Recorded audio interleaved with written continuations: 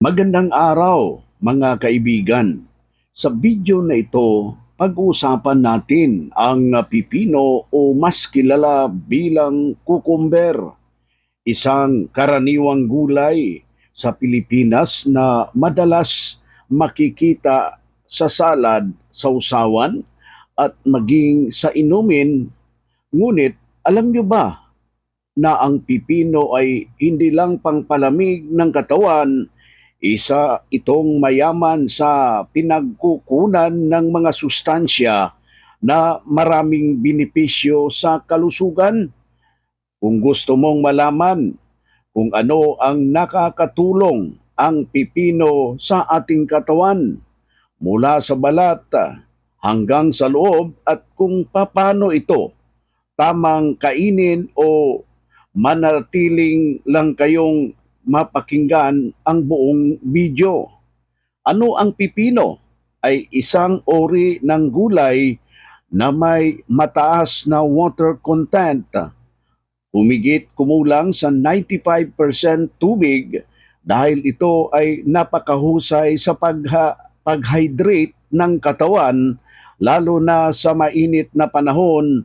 Mababa rin ito sa calories ngunit mayaman sa vitamins and mineral. Narito ang health benefits ng pipino. Nakakatulong ito mga ka-followers sa kanyang tubig ang pipino upang maiwasan ang dehydration.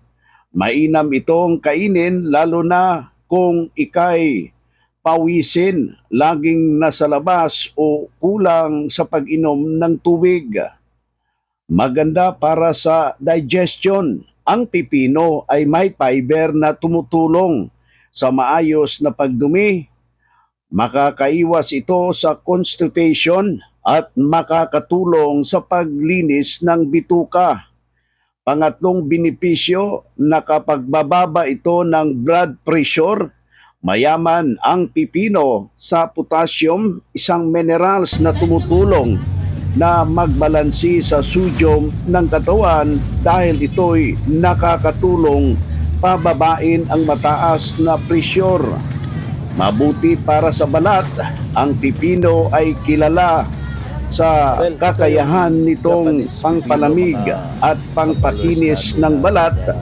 Nakakatulong ito upang bawasan ang pamamaga, acne, eye bags, kaya madalas itong ginagamit sa facial mask at saka eye treatment. Nakakatulong rin ito sa weight loss dahil mababa ang calories at mataas ang tubig. Ang pipino ay magandang pagkain para sa gustong magbawas ng timbang. Nakakabusog ito at hindi nadagdagan ang calorie intake. May antioxidants. Ang pipino ay tumutulong na labanan ang free radicals sa katawan. Makakatulong ito sa pag-iwas sa maagang pagtanda at ilang mga chronic diseases. Nakakatulong rin ang sa blood sugar control. Ang pipino ay may babang glycemic index kaya ligtas itong kainin at may sa mga diabetes. At tamang dami, nakakatulong ito sa pag-regulate ng blood sugar levels. Paano ang tamang kainin ang pipino?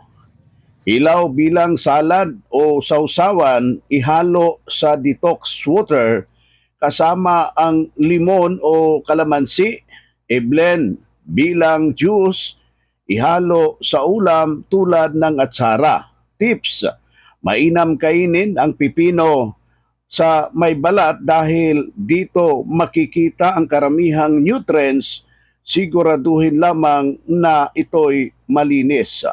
Paalaala, ang pipino ay natural at masustansya ngunit hindi ito kapalit sa gamot. Kung ikay may iniindang sakit, mas mabuting kumonsulta pa rin sa doktor. Sa kabuang pipino, isang simpleng gulay pero napakaraming benepisyo sa kalusugan. Kaya simula ngayon, isama na natin ito sa ating pang-araw-araw na pagkain.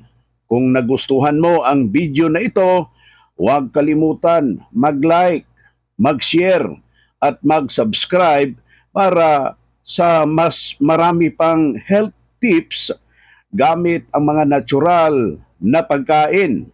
Maraming salamat at ingat kayo lahat.